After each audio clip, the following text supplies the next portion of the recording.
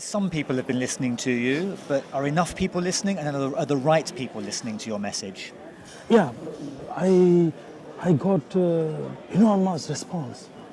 You know that when I was Cancun COP16, and after that your interview was also the webcast, it was webcasted on the internet. Many people, they have listened, they've watched and got lots of responses. I had many interviews in lots of magazines, newspaper I came, and so many people, they had given their helping hands to me. They have invited me to their countries. We are doing lots of projects. Particularly my mission goes about to raise the awareness about the green campaign. That is my main issue. And according to your question, the people are very positive, very enthusiastic, and the mission is growing very big.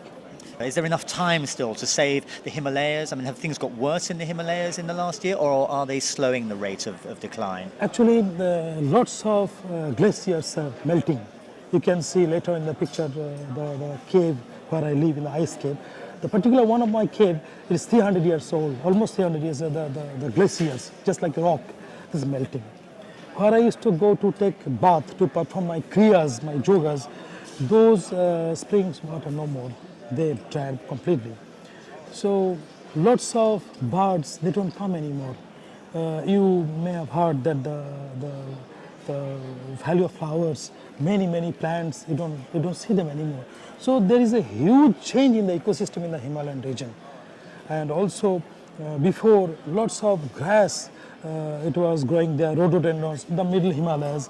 You don't see them anymore. It's almost drying. Just a little bit like the scene of like a Leh, like Ladakh, that is going on. In the upper Himalayas, lots of glaciers are melting.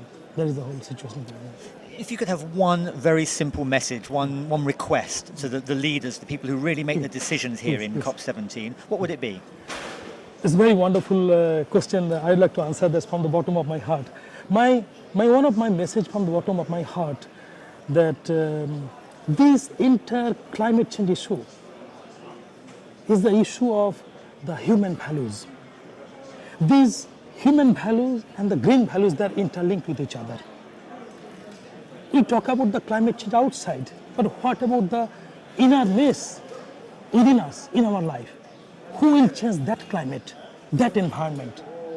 Suppose when somebody is in crisis, is in problem, the failure in promotion in the job, failure in the relationship, something happened in the family, the person is depressed. When the person is depressed, what we do? Is the human psychology. We go to the shop. We go somewhere to buy a laptop, buy a TV, buy a car, buy some new clothes. Even though we do not need it, we have enough. But to camouflage, to cover up our failure, our crisis, is a human psychology. We are entering into mega consumerism. That is one of the very big factors of this climate change issue. You can see sometimes in the society, some people, they miss love and respect and the attention. What they do? They use lots of sugar, the candy, the cake. They know the sugar, excess sugar is very bad for the health, yet they go on. So this is what is, this behavioral pattern of human life is really interlinked with this climate change issue. Another thing also, several COPs I'm attending, what I see here, that we are talking about the climate change, but believe me, I miss the real climate of working together. We require a healthy climate environment to work together positively, because this climate change issue is not the problem of one country, one nation. It's the problem of the whole planet. And we, the human race, only we belong to one planet, and that is the Mother Earth, one single planetary community. And this human race, we have to share this problem together, not blaming each other all the time, negotiating, no, sharing. When you say negotiating, it means different. But when you say sharing, that means you already have, you are giving some portion away. And that is what we need. Because if we have to stop this climate change issue, we have to first stop the climate, the mess in our climate inside, climate outside, climate inside. Outside climate we can see is day, night, rainy season, dry season, winter season. Also in human life, the climate is somebody is angry, somebody is smiling, somebody is depressed.